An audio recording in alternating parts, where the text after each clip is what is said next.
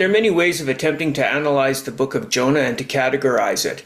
Some people consider it an allegory, some a parable, some a midrash, and others a historical narrative. I'll start off from the beginning and say that I treat it as entirely historical truth, that it is a narrative about the person and the prophet Jonah.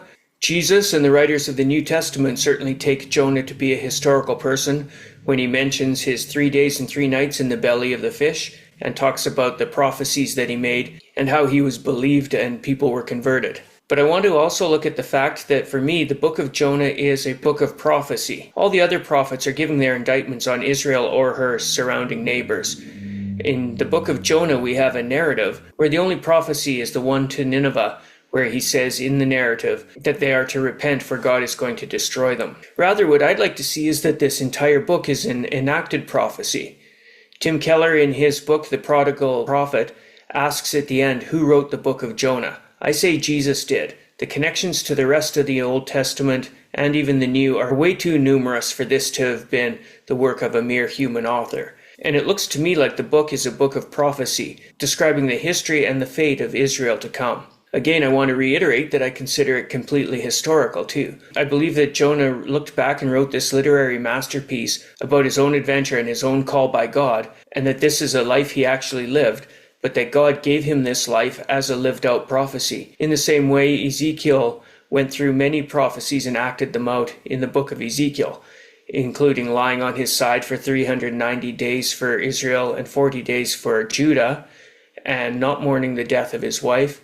Jeremiah likewise had historical encounters, such as going down and seeing the potter making clay and destroying it to remake the vessel that he was working on, which was a prophecy of how God turns nations in his own hands. And Isaiah too had his own prophecies that he acted out as well, including going about naked as a servant for 3 years. So to me, this is one of the famous cases of both and. Yes, this is historical. It's actually true, and Jonah was actually swallowed by a great sea creature and was regurgitated onto the land after 3 days and 3 nights.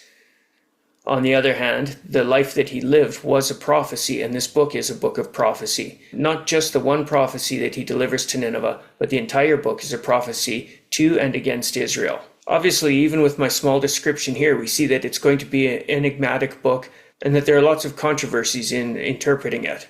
I'll interact mainly with Tim Keller's book, already mentioned, The Prodigal Prophet, but also use Mark Jones, a PCA pastor, as a bit of an answer and a supplement sometimes to Keller. Mostly it's going to be a commentary and a discussion from my own readings. When I interact with the Keller book, one of the things that I loved about it was that he points out, following other scholars of course, that Jonah is both the younger and the older brother from Jesus' parable in Luke.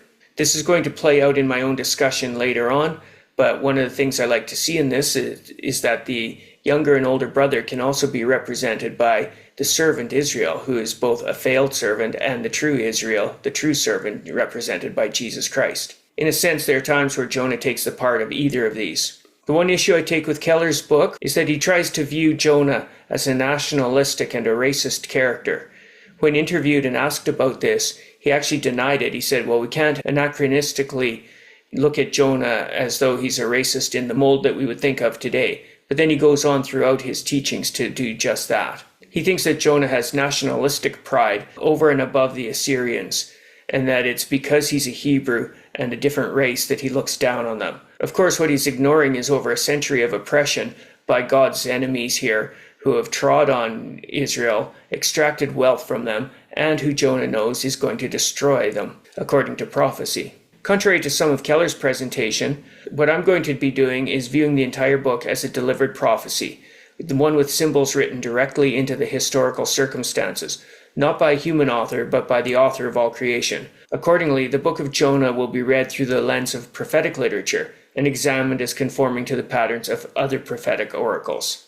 What we see with Jonah is that it's set in historical times. He is giving his prophecy during the time of Jeroboam II. This is the second to last king in the line of Jehu. Jehu had taken the throne from the family of Ahab, and Ahab had already come under the oppression of the Assyrians a century before this book of Jonah. Ahab's son, Ahaziah, had been replaced by his son Joram or Jehoram, and Jehu had killed him, along with the Ahaziah of Judah. Jehu's descendants were Jehoahaz and Jehoaz, then Jeroboam, and then finally Zechariah was the last of their lineage. Jehu, it is seen, it was paying tribute to the king of Assyria already back in 842.